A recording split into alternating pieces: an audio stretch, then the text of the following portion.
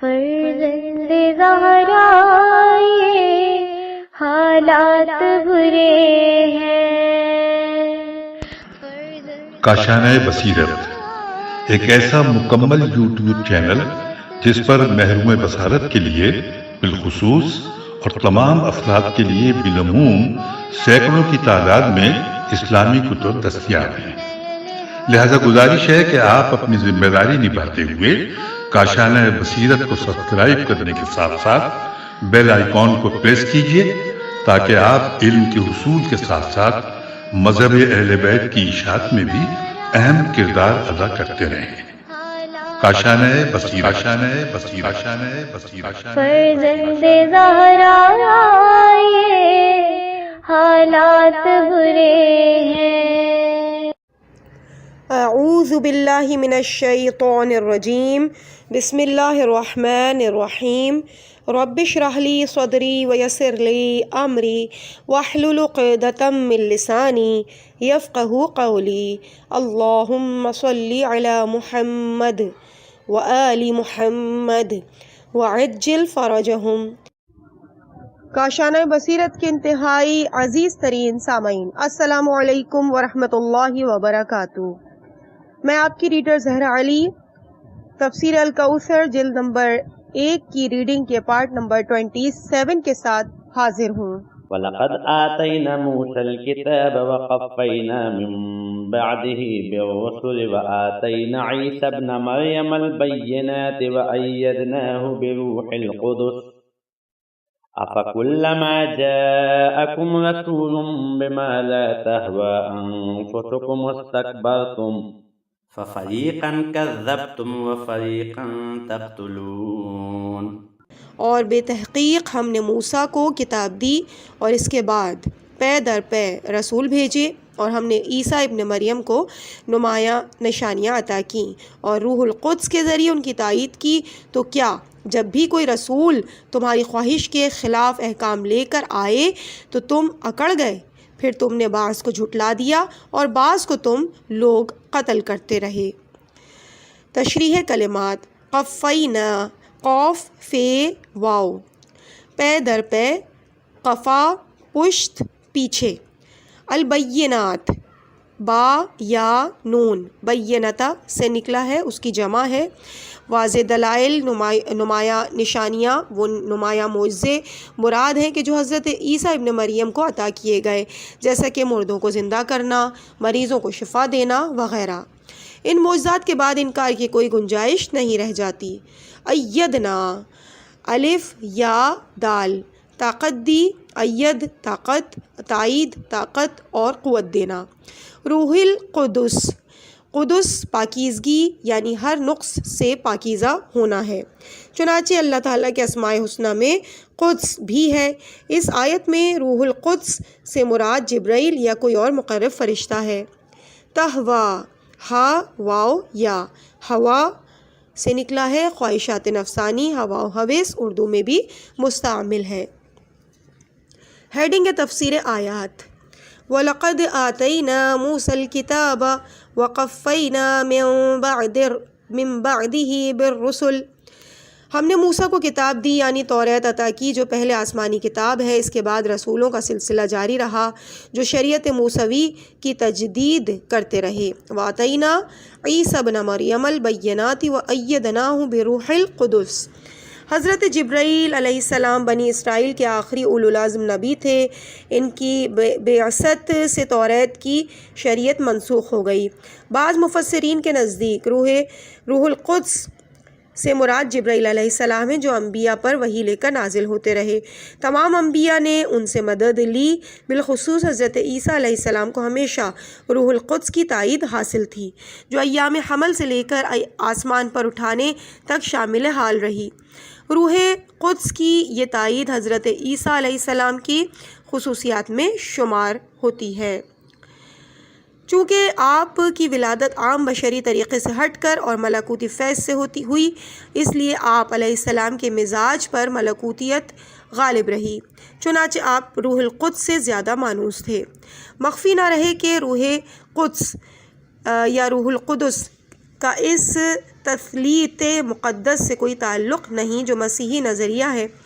نیز حضرت خاتم الانبیاء محمد مصطفیٰ صلی اللہ علیہ وآلہ وسلم کے بارے میں یہ بات ثابت ہے کہ آپ جبرائیل علیہ السلام کے محتاج نہ تھے بلکہ وہ آپ کے خدمت گزار تھے۔ بعض مفسرین کے نزدیک روح القدس سے مراد ایک ایسی غیبی طاقت ہے جو کم و بیش تمام مومنین میں ان کے ایمانی درجات کے مطابق موجود ہوتی ہے۔ البتہ حضرت عیسیٰ علیہ السلام میں یہ طاقت بدرجہ اتم موجود تھی اور انہیں ہمیشہ اس کی تائید حاصل رہی۔ اہم نکات: نمبر 1، خواہشات نفسانی انبیاء کی تکذیب اور ان کے قتل کا باعث بنتی ہے۔ تہویٰ انفسکم وقالوا قلوبنا غلف بل لعنهم الله بكفرهم فقليلا ما يؤمنون فلما جاءهم كتاب من عند الله مصدق لما معهم وكانوا من قبل يستفتحون على الذين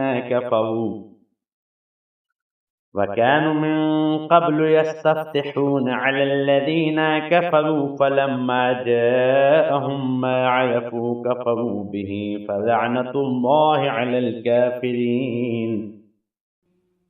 اور وہ کہتے ہیں کہ ہمارے دل غلاف میں بند ہیں، نہیں بلکہ ان کے کفر کے باعث اللہ نے ان پر لعنت کر رکھی ہے، پس اب وہ کم ہی ایمان لائیں گے۔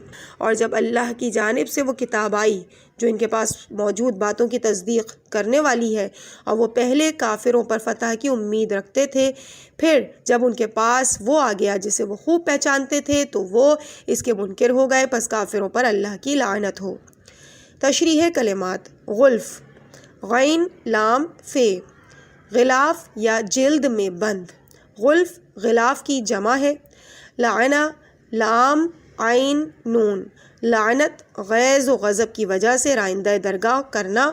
اللہ تعالیٰ کی طرف سے لعنت کا مطلب یہ ہے کہ ملعون دنیا میں اس کی رحمت و ہدایت سے دور اور آخرت میں اس کی نعمت سے دور ہوتا ہے۔ تفسیر آیات: یہودی کہتے تھے ہمارے دل غلاف میں محفوظ ہیں، ان پر اسلام کی تبلیغ کا کوئی اثر نہیں ہوتا اور ہم اپنے آبائی دین کو نہیں چھوڑ سکتے۔ اللہ تعالیٰ فرماتا ہے کہ ان کے دل غلاف میں محفوظ نہیں بلکہ کفر و نافرمانی کی وجہ سے یہ لوگ لعنتی اور ناقابل ہدایت ہو چکے ہیں۔ حضرت ختمی مرتبہ صلی اللہ علیہ وآلہ وسلم کے مبعوث برسالت ہونے سے پہلے یہودی اہل کتاب اور مومن سمجھے جاتے تھے اور مشرکین کافر، لیکن رسالت مآب صلی اللہ علیہ وآلہ وسلم کی بعثت کے بعد یہودیوں پر بھی کفر کا اطلاق ہو گیا۔ شان نزول: تفسیر عیاشی میں حضرت امام جعفر صادق علیہ السلام سے آیہ مبارکہ وَلَمَّا جَاءَهُمْ كِتَابٌ مِّنْ عِنْدِ اللَّهِ مُصَدِّقٌ کے بارے میں مروی ہے کہ فرمایا، یہودیوں نے اپنی کتاب میں پڑھا تھا کہ رسول اکرم کے مقام ہجرت عیر اور احد کے درمیان ہوگا اور وہ اس جگہ کی تلاش میں نکل پڑے۔ جب وہ حداد نامی پہاڑ کے پاس پہنچے تو کہنے لگے کہ حداد اور احد ایک ہی چیز ہے، چنانچہ وہ یہیں پر منتشر ہو گئے۔ کچھ تیمہ میں مقیم ہو گئے، بعض فدق میں اور بس گئے اور کچھ لوگ خیبر میں رہنے لگے۔ بعد میں تیمہ میں رہنے والوں نے اپنے دوسرے بھائیوں سے ملنے کا ارادہ کیا۔ اسی دوران بنی قیس کا ایک عرب وہاں سے گزرا، انہوں نے اس سے سواریاں کرائے پر لیں۔ اس عرب نے کہا کہ میں تمہیں عیر اور احد کے پہاڑوں پر لے جاؤں گا۔ انہوں نے کہا کہ جب وہاں پہنچو تو ہمیں بتا دینا۔ جب وہ مدینہ پہنچے تو عرب نے کہا کہ عیر اور احد کے درمیانی جگہ یہی ہے۔ یہ سن کر یہودی سواریوں سے اتر پڑے اور بولے کہ ہم نے اپنا مقصد حاصل کر لیا، اب ہمیں تمہاری سواریوں کی ضرورت نہیں رہی، تم جہاں چاہو جا سکتے ہو۔ پھر انہوں نے فدق اور خیبر میں مقیم اپنے افراد کو اطلاع دی کہ ہم نے مقام ہجرت تلاش کر لیا ہے، تم بھی یہاں آ جاؤ۔ انہوں نے جواب میں لکھا کہ ہم یہاں پر بس گئے ہیں، گھر بار اور مال و دولت کا اہتمام کر چکے ہیں، مدینہ یہاں سے زیادہ دور بھی نہیں ہے، جب وہ وقت آیا تو ہم بھی تمہارے پاس آ جائیں گے۔ بہرکیف یہ لوگ مدینے میں مستقل طور پر آباد ہو گئے۔ یہ خبر تبع نامی بادشاہ تک پہنچی تو اس نے حملہ کر دیا، یہودی قلعہ بند ہو گئے، اس نے محاصرہ کر لیا لیکن بعد میں امان دے دی۔ جب یہ بادشاہ کے پاس آئے تو اس نے کہا کہ مجھے یہ جگہ پسند آ گئی ہے، میں یہاں تمہارے پاس رہنا چاہتا ہوں۔ یہودیوں نے جواب میں کہا ہرگز نہیں، یہ جگہ ایک پیغمبر صلی اللہ علیہ وآلہ وسلم کا مقام ہجرت ہے، ان کے علاوہ کوئی شخص یہاں قیام نہیں کر سکتا۔ بادشاہ نے کہا کہ میں اپنے خاندان کے کچھ افراد چھوڑے جا رہا ہوں تاکہ جب وہ رسول آئیں تو یہ ان کی مدد کریں۔ چنانچہ اس نے دو قبیلوں اوس اور خزرج کو یہاں ٹھہرا دیا۔ جب ان قبائل کی آبادی بڑھ گئی تو انہوں نے یہودیوں کے مال اور دولت پر تجاوز کرنا شروع کر دیا۔ یہودی ان سے کہتے تھے کہ جب محمد مبعوث ہوں گے تو تمہیں ہمارے علاقے سے نکال باہر کر دیں گے، لیکن جب پیغمبر اکرم صلی اللہ علیہ وآلہ وسلم مبعوث ہوئے تو اوس اور خزرج ان پر ایمان لے آئے اور انصار مشہور ہوئے، جبکہ یہودیوں نے کفر اختیار کیا۔ چنانچہ وَكَانُوا مِن قَبْلُ يَسْتَفْتِحُونَ عَلَى الَّذِينَ كَفَرُوا سے اسی بات کی طرف اشارہ کیا گیا ہے کہ پہلے یہ لوگ کفار پر فتح کی امید رکھتے تھے، لیکن جب ان کے پاس وہ آ گیا جسے وہ خوب پہچانتے تھے تو اس کے منکر ہو گئے۔ ریفرنس المیزان جلد 1 پیج نمبر 223۔ ہیڈنگ اہم نکات۔ نمبر 1، انتظار قائم عجل اللہ تعالی فرجہ شریف کے لیے عصیان سے بچنا ضروری ہے، ورنہ ظہور منتظر کے بعد گنہگار فیض سے محروم رہ جائیں گے۔ نمبر 2، اکثریت حق کی دلیل نہیں ہے، فَقَلِيلًا مَا يُؤْمِنُونَ۔ نمبر 3، حق پرستی کا اعزاز ہر کسی کو حاصل نہیں ہوتا، حق پرست افراد کی کمی کوئی عیب نہیں ہے۔ تحقیق مزید الکافی جلد 8 صفحہ 308 سے 310 تک اور تفسیر العیاشی جلد 1 صفحہ نمبر 49۔ بئس ما اشتروا به أنفسهم أن يكفروا بما أنزل الله بغيا أن ينزل الله من فضله على من يشاء من عباده فباءوا بغضب على غضب وَلِلْكَافِرِينَ عَذَابٌ مُّهِينٌ۔ کتنی بری ہے وہ چیز جس کے بدلے انہوں نے اپنی جانوں کا سودا کیا کہ صرف اس بات کی ضد میں خدا کے نازل کیے کا انکار کرتے ہیں کہ اللہ اپنے بندوں میں سے جس پر چاہتا ہے اپنا فضل نازل کرتا ہے، پس وہ اللہ کے غضب بالائے غضب میں گرفتار ہوئے اور کافروں کے لیے رسوا کن عذاب ہے۔ تشریح کلمات باؤ، فعل ماضی بائی یا بیو، مکان بوا یعنی بے واو الف حمزہ، ہموار جگہ، اللہ کے غضب کے لیے انہوں نے راہ ہموار کی یعنی اس کے سزاوار ٹھہرے۔ مہین ہے نون واو، اہانت یا اہانتا سے اسم فاعل ہے یعنی ذلیل و رسوا کرنے والا۔ تفسیر آیات۔ یہودی اس انتظار میں تھے کہ آنے والے رسول یہودی قبائل میں سے ہوں گے، مگر جب انہوں نے دیکھا کہ یہ رسول قریش میں سے مبعوث ہوئے ہیں تو صرف حسد کی بنیاد پر کفر اختیار کیا۔ بدترین کفر وہ ہے جو حق واضح ہو جانے کے بعد دوسرے عوامل کی وجہ سے اختیار کیا جاتا ہے۔ رسول اکرم صلی اللہ علیہ وآلہ وسلم کی حقانیت واضح ہو جانے کے باوجود یہودی اس بنیاد پر کفر اختیار کرتے رہے کہ اس رسول کی تعلیمات میں یہودیوں کو دوسروں سے ممتاز مقام دینے کے لیے کوئی گنجائش نہیں ہے۔ اہم نکات۔ نمبر 1، حسد انسان کو کفر کی سرحد تک لے جاتا ہے۔ نمبر 2، حق کے واضح ہونے پر بھی کفر اختیار کرنے والوں پر اللہ کا غضب بالائے غضب ہوتا ہے۔ فَإِذَا قِيلَ لَهُمْ آمِنُوا بِمَا أَنزَلَ اللَّهُ قَالُوا نُؤْمِنُ بِمَا أُنزِلَ عَلَيْنَا وَيَكْفُرُونَ بِمَا وَرَاءَهُ وَهُوَ الْحَقُّ مُصَدِّقًا لِمَا مَعَهُمْ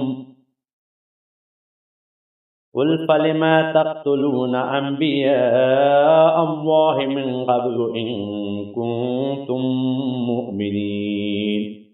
اور جب ان سے کہا جاتا ہے کہ جو کچھ اللہ نے اتارا ہے اس پر ایمان لے آؤ تو جواب دیتے ہیں کہ ہم تو اس پر ایمان لے آئے ہیں جو ہم پر نازل ہوا ہے، اس کے علاوہ وہ کسی چیز کو نہیں مانتے، حالانکہ وہ حق ہے اور جو کتاب ان کے پاس ہے اس کی تصدیق کرتا ہے۔ کہہ دیجئے اگر تم مومن تھے تو اللہ کے پیغمبروں کو پہلے کیوں قتل کرتے رہے ہو؟ تفسیر آیات وَإِذَا قِيلَ لَهُمْ آمِنُوا بِمَا أَنزَلَ اللَّهُ، جب یہودیوں کو ایمان کی دعوت دی جاتی ہے تو وہ اپنے دین کو آخری دین سمجھتے ہوئے کہتے ہیں کہ ہم صرف توریت پر ایمان لانے کے پابند ہیں، اس کے علاوہ کسی اور چیز پر ایمان نہیں لائیں گے، حالانکہ خود توریت کے مطابق یہودیت آخری دین نہیں بلکہ اس میں حضرت محمد مصطفیٰ صلی اللہ علیہ وآلہ وسلم کی آمد کی خوشخبری موجود تھی۔ قُلْ فَلِمَ تَقْتُلُونَ أَنْبِيَاءَ اللَّهِ، اگر تمہارا یہ دعویٰ نؤمن بما انزل علینا، ہم تو اس توریت پر ایمان لاتے ہیں جو ہم پر نازل ہوئی، درست ہے تو تم نے انبیاء کو کیوں قتل کیا حالانکہ وہ بما انزل علیکم یعنی توریت ہی کی تشریح و تفسیر اور اس کے احکام کی ترویج کے لیے بھیجے گئے تھے۔ اس سے پتہ چلتا ہے کہ تم توریت پر بھی ایمان نہیں رکھتے۔ وَلَقَدْ جَاءَكُمْ مُوسَى بِالْبَيِّنَاتِ ثُمَّ اتَّخَذْتُمُ الْعِجْلَ مِنْ بَعْدِهِ وَأَنْتُمْ ظَالِمُونَ، اور بے تحقیق موسیٰ واضح دلائل لے کر تمہارے پاس آئے، پھر اس کے بعد تم نے گوشالہ کو اختیار کیا اور تم لوگ ظالم ہو۔ تفسیر آیات وَلَقَدْ جَاءَكُمْ مُوسَى، بنی اسرائیل کی ضلالت اور مشرکانہ حرکات کی طرف تعجب کے انداز میں اشارہ ہو رہا ہے کہ ان لوگوں نے خود صاحب شریعت کی زندگی میں مشرکانہ عمل شروع کر دیا، صرف چند روز کی غیبت کی وجہ سے یا صرف چند روز کی غیبت کی وجہ سے اکثر گمراہ ہو گئے، اور وہ بھی گوشالہ پرستی جیسی ذلت آمیز اور پست عمل کو اختیار کر کے۔ اس پر مستزاد یہ کہ ایسی نامعقول حرکت حضرت موسیٰ علیہ السلام کی طرف سے واضح دلائل اور روشن نشانیاں آنے کے بعد عمل میں آئی۔ وَإِذْ أَخَذْنَا مِيثَاقَكُمْ وَرَفَعْنَا فَوْقَكُمُ الطُّورَ خُذُوا مَا آتَيْنَاكُمْ بِقُوَّةٍ وَاسْمَعُوا قَالُوا سَمِعْنَا وَعَصَيْنَا وَأُشْرِبُوا فِي قُلُوبِهِمُ الْعِجْلَ بِكُفْرِهِمْ قُلْ بِئْسَ مَا يَأْمُرُكُمْ بِهِ إِيمَانُكُمْ إِن كُنتُم مُّؤْمِنِينَ۔ اور یاد کرو جب ہم نے تم سے عہد لیا تھا اور کوہ طور کو تمہارے اوپر اٹھایا تھا اور حکم دیا تھا کہ جو چیز توریت ہم نے تمہیں دی ہے اسے مضبوطی سے پکڑو اور سنو، انہوں نے کہا کہ ہم نے سن تو لیا مگر مانا نہیں، اور ان کے کفر کے باعث ان کے دلوں میں گوشالہ رچ بس گیا۔ کہہ دیجئے کہ اگر تم مومن ہو تو تمہارا ایمان تم سے بہت برے تقاضے کرتا ہے۔ تشریح کلمات اشربو شین رے بے سے اشراب سیراب کرنا، پینے سے آمادہ کرنا، پانی جڑوں تک پہنچانا، محبت کے لیے دل میں جگہ دینا۔ وَأُشْرِبُوا فِي قُلُوبِهِمُ الْعِجْلَ یعنی ان کے دل گوشالہ سے سیر یعنی مراد گوشالہ پرستی ہے۔ وَإِذْ أَخَذْنَا اس آیت کی تفسیر کے لیے سورت کی آیت نمبر 63 کی تفسیر ملاحظہ فرمائیے۔ قُلْ إِن كَانَتْ لَكُمُ الدَّارُ الْآخِرَةُ عِندَ اللَّهِ خَالِصَةً مِّن دُونِ النَّاسِ فَتَمَنَّوُا الْمَوْتَ إِن كُنتُمْ صَادِقِينَ وَلَن يَتَمَنَّوْهُ أَبَدًا بِمَا قَدَّمَتْ أَيْدِيهِمْ وَاللَّهُ عَلِيمٌ بِالظَّالِمِينَ۔ کہہ دیجئے اگر اللہ کے نزدیک دار آخرت دوسروں کی بجائے خالصتاً تمہارے ہی لیے ہے اور تم اس بات میں سچے بھی ہو تو ذرا موت کی تمنا کرو، اور وہ موت کے متمنی ہرگز نہ ہوں گے ان کے گناہوں کی وجہ سے جو وہ اپنے ہاتھوں کر چکے ہیں، اور اللہ ظالموں کو خوب جانتا ہے۔ تشریح کلمات خالصتاً خا لام صاد خلوص، ما سوا اللہ سے منقطع ہو کر صرف اللہ کا ہونا یعنی ہر قسم کے شائبے سے پاک۔ تفسیر آیات یہودیوں کا عقیدہ ہے کہ اخروی زندگی صرف انہی کے لیے مخصوص ہے جبکہ دوسرے لوگ اس سے محروم ہوں گے، اور اگر کسی یہودی کو عذاب ہوگا بھی تو صرف چند دنوں کے لیے، مثلاً جتنے دن گوشالہ پرستی میں گزرے ہیں وہ عذاب کے دن ہوں گے۔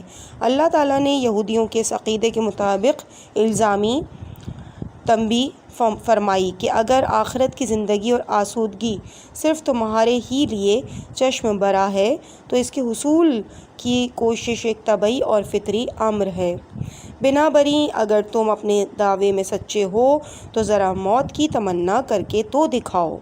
سورہ جمعہ کی آیت نمبر 6 میں بھی ارشاد ہے، قُلْ يَا أَيُّهَا الَّذِينَ هَادُوا إِن زَعَمْتُمْ أَنَّكُمْ أَوْلِيَاءُ لِلَّهِ مِن دُونِ النَّاسِ فَتَمَنَّوُا الْمَوْتَ إِن كُنتُمْ صَادِقِينَ۔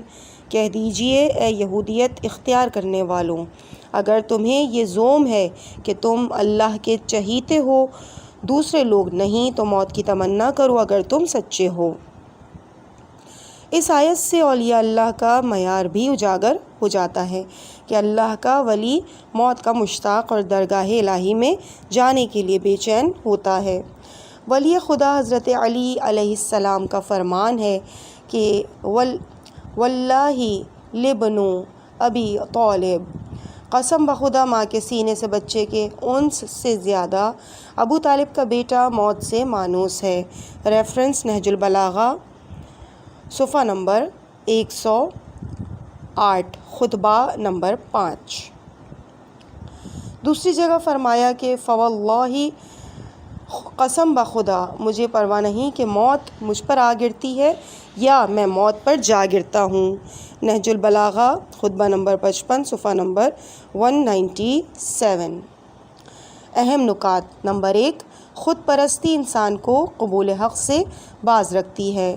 نمبر 2، اگر ایک نبی کے زندہ ہوتے ہوئے لوگ خدا کو چھوڑ کر گوسالہ پرست ہو سکتے ہیں تو دوسرے نبی صلی اللہ علیہ وآلہ وسلم کی رحلت کے بعد لوگ اس کے منصوص وصی کو چھوڑ دیں تو کوئی تعجب کی بات نہیں۔ نمبر 3، یہودی سابقہ گناہوں کے باعث گوسالہ پرستی کی ذلت میں مبتلا ہوئے، وَأُشْرِبُوا فِي قُلُوبِهِمُ الْعِجْلَ بِكُفْرِهِمْ۔ نمبر 4، مومن ہمیشہ لقاء اللہ کا مشتاق رہتا ہے، فَتَمَنَّوُا الْمَوْتَ۔ نمبر 5، بد کردار انسان لقاء رب سے ہراساں رہتا ہے۔ تحقیق مزید، آیت نمبر 94، تفسیر القمی جلد 1 کا صفحہ نمبر 54۔ وَلَتَجِدَنَّهُمْ أَحْرَصَ النَّاسِ عَلَى حَيَاةٍ وَمِنَ الَّذِينَ أَشْرَكُوا يَوَدُّ أَحَدُهُمْ لَوْ يُعَمَّرُ أَلْفَ سَنَةٍ وَمَا هُوَ بِمُزَحْزِحِهِ مِنَ الْعَذَابِ أَن يُعَمَّرَ وَاللَّهُ بَصِيرٌ بِمَا يَعْمَلُونَ۔ اے رسول، اور آپ ان لوگوں کو زندگی کا سب سے زیادہ حریص پائیں گے، حتیٰ کہ مشرکین سے بھی زیادہ۔ ان میں سے ہر ایک کی یہ خواہش ہوتی ہے کہ کاش اسے 1000 سال عمر ملے، حالانکہ اگر یہ عمر مل بھی جائے تو یہ بات اس کے عذاب کو ہٹا نہیں سکتی، اور جو کچھ وہ کر رہے ہیں اللہ اسے خوب دیکھتا ہے۔ تشریح کلمات۔ احرصا، ح را صاد، سب سے زیادہ لالچی۔ لغوی معنی کپڑے کو پوری قوت سے نچوڑنے کے ہیں، اور قرآن میں اس لفظ سے مراد کسی چیز کو پوری قوت سے چاہنا ہے۔ یودو، واو دال دال، مودہ محبت دوستی۔ یعمرو، عین میم را، زندگی بسر کرنا، معمور ہونا، آباد ہونا۔ مزحزح، زا ہا زا ہا یا زحزح، ہٹا دینا، جھاڑ کر الگ کر دینا۔ تفسیر آیات۔ یہودیوں کی طرف موت کی تمنا تو درکنار، یہ لوگ دوسروں کی نسبت زندگی کے زیادہ حریص ہیں۔ ستم ظریفی دیکھیے کہ اخروی زندگی کو اپنے لیے مخصوص سمجھنے والے دنیاوی زندگی کے زیادہ حریص ہیں، یہاں تک کہ ان لوگوں سے بھی زیادہ جو معاد اور اخروی زندگی پر ایمان نہیں رکھتے۔ قُلْ مَنْ كَانَ عَدُوًّا لِجِبْرِيلَ فَإِنَّهُ نَزَّلَهُ عَلَى قَلْبِكَ بِإِذْنِ اللَّهِ مُصَدِّقًا لِمَا بَيْنَ يَدَيْهِ وَهُدًى وَبُشْرَى لِلْمُؤْمِنِينَ۔ آپ کہہ دیجئے جو کوئی جبرائیل کا دشمن ہے وہ یہ جان لے کہ اس نے تو اس قرآن کو بإذن خدا آپ کے قلب پر نازل کیا جو اس کی تصدیق کرنے والا ہے، جو پہلے سے موجود ہے، اور یہ قرآن ایمان والوں کے لیے ہدایت اور بشارت ہے۔ تشریح کلمات: جبریل غیر عربی لفظ ہے جو بنا بر قول جبر یا جبر اور ایل سے مرکب ہے، یعنی قوت خدا۔ جبرائیل ایک عظیم فرشتہ ہے جو انبیاء علیہم السلام تک وحی پہنچانے کا کام سر انجام دیتا رہا۔ قلب، اس کی بحث مقدمے میں ہو چکی ہے کہ قلب سے مراد صنوبری شکل کا عضو لحمی نہیں، بلکہ اس کی مختصر وضاحت یہ ہے کہ انسان کے اندر مختلف صلاحیتیں، پہلو اور جہتیں ہوتی ہیں جو ایک ہی مرکز سے مربوط اور منسلک ہیں۔ خود عقل بھی ان میں سے ایک ہے جو اسی مرکز سے مربوط ہے۔ یہ مرکز قلب کہلاتا ہے جو نفس اور روح بھی کہتے ہیں، جسے نفس اور روح بھی کہتے ہیں۔ تفسیر آیات: قل من کان عدوا لجبریل۔ اس آیہ شریفہ میں حضرت جبرائیل علیہ السلام کے بارے میں یہودی عقیدے کی تردید یہ ہے کہ جبرائیل سے دشمنی اللہ سے دشمنی کے مترادف ہے، کیونکہ جبرائیل کا کام حضرت محمد صلی اللہ علیہ وآلہ وسلم پر وحی نازل کرنا ہے، اور یہ کام وہ از خود نہیں بلکہ خدا کے حکم سے کرتا ہے۔ پھر یہ بات کوئی انوکھی تو نہیں جو قابل قبول نہ ہو، بلکہ تمہاری کتب میں بھی موجود ہے۔ شان نزول: ابن عباس راوی ہیں کہ جب رسول خدا صلی اللہ علیہ وآلہ وسلم مدینہ تشریف لائے تو ابن سوریہ فدق کے کچھ یہودیوں کے ہمراہ آپ کی خدمت میں حاضر ہوا اور اس نے کچھ سوال کیے۔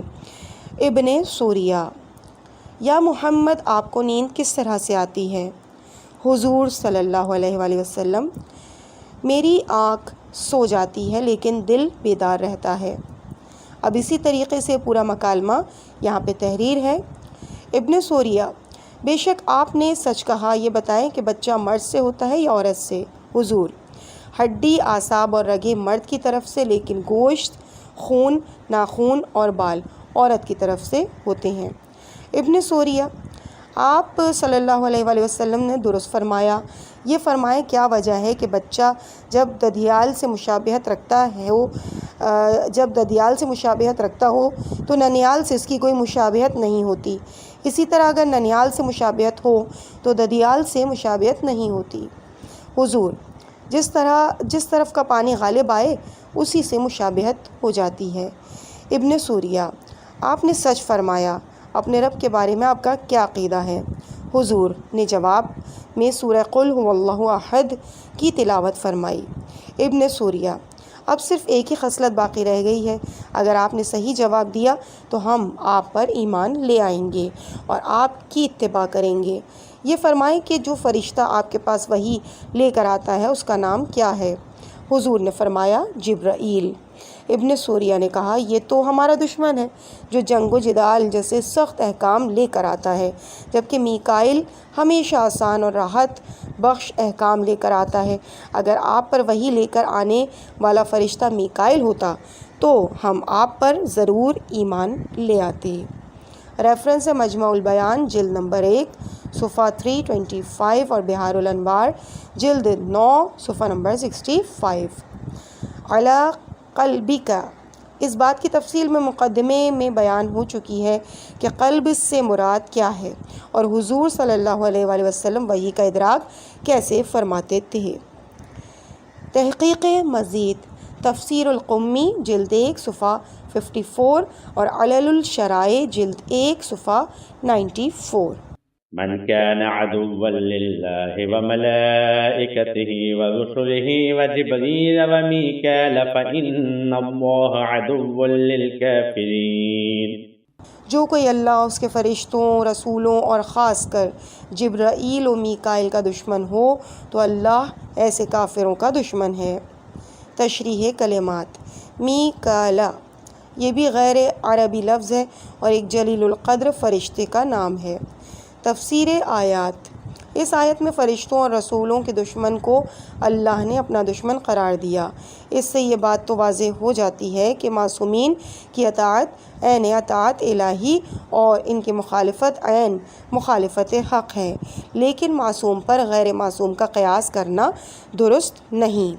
اہم نکات: نمبر 1، اللہ کے معصوم نمائندوں سے دشمنی اللہ سے عداوت ہے جو کفر ہے۔ وَلَقَدْ أَنزَلْنَا إِلَيْكَ آيَاتٍ بَيِّنَاتٍ وَمَا يَكْفُرُ بِهَا إِلَّا الْفَاسِقُونَ أَوَكُلَّمَا عَاهَدُوا عَهْدًا نَبَذَهُ فَرِيقٌ مِّنْهُمْ بل أكثرهم لا يؤمنون ولما جاءهم رسول من عند الله مصدق لما معهم نبذ فريق من الذين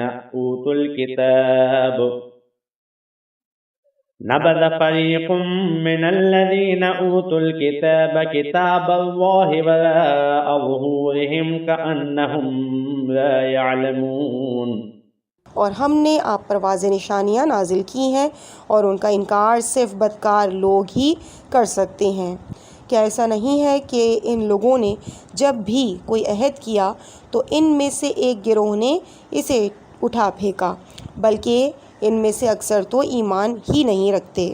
اور جب اللہ کی جانب سے ان کے پاس ایک ایسا رسول آیا جو ان کے ہاں موجود کتاب کی تصدیق کرتا ہے تو اہل کتاب میں سے ایک گروہ نے اللہ کی کتاب کو پس پشت ڈال دیا، گویا کہ اسے جانتے ہی نہیں۔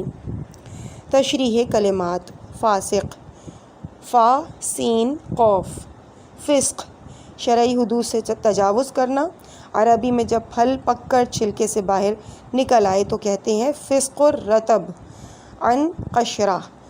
چوہے کو فویسقہ کہا جاتا ہے کیونکہ یہ بار بار اپنے بل سے باہر نکلتا ہے، یا اس لیے کہ چوہے میں خباثت زیادہ پائی جاتی ہے۔ فاسق کا مفہوم کافر سے زیادہ وسیع ہے، یعنی کافر اور غیر کافر دونوں فاسق ہو سکتے ہیں، کیونکہ شرعی اور عقلی حدود سے تجاوز کے درجات اور مدارج ہیں۔ معمولی تجاوز کو گناہ یا فسق کہتے ہیں، جبکہ بعض غیر معمولی اور بڑے گناہوں کو کفر کہا جاتا ہے۔ البتہ عرفاً صرف بڑے گناہوں کے ارتکاب کو فسق کہتے ہیں۔ نبذہ یا نبذہ، نون بے زال، کسی چیز کو حقارت سے دور پھینک دینا۔ ہیڈنگ: تفسیر آیات۔ قرآن مجید متعدد آیات میں ارشاد فرماتا ہے کہ یہود و نصارہ کو من حیث القوم کتاب دی گئی، اگرچہ رسول خدا صلی اللہ علیہ وآلہ وسلم کے معاصر اہل کتاب کے پاس توریت و انجیل کا کامل نسخہ موجود نہیں تھا۔ ہم سورہ آل عمران کے ابتدائی آیات کی تفسیر میں بتائیں گے کہ توریت و انجیل کا ایک حصہ موجودہ تحریف شدہ توریت و انجیل میں جا بجا پایا جاتا ہے، چنانچہ یہی مفہوم اس آیت میں صاف لفظوں میں بیان کیا گیا ہے۔ الم تر الی الذین اوتوا نصیبا من الکتاب، آل عمران کی آیت نمبر 23۔ ترجمہ: کیا آپ نے نہیں دیکھا کہ جنہیں کتاب کا ایک حصہ دیا گیا ہے؟ یہاں کچھ حصے سے مراد توریت و انجیل ہے، کیونکہ علماء یہود و نصارہ کو اس میں صرف کچھ کا علم ہے، باقی تحریف ہو چکا ہے۔ اہم نکات: نمبر 1، کس قدر افسوسناک ہے کہ یہودی اس قرآن کو بھی جھٹلاتے ہیں جو ان کی شریعت کی تصدیق کرتا ہے۔ عزیز سامعین، اس مقام پہ ہم ریڈنگ کے اس پارٹ کو یہیں پر روکتے ہیں۔ انشاءاللہ اس سے آگے کی ریڈنگ اگلے پارٹ میں پیش کی جائے گی۔ مجھے اپنی دعاؤں میں یاد رکھیے گا۔ والسلام علیکم۔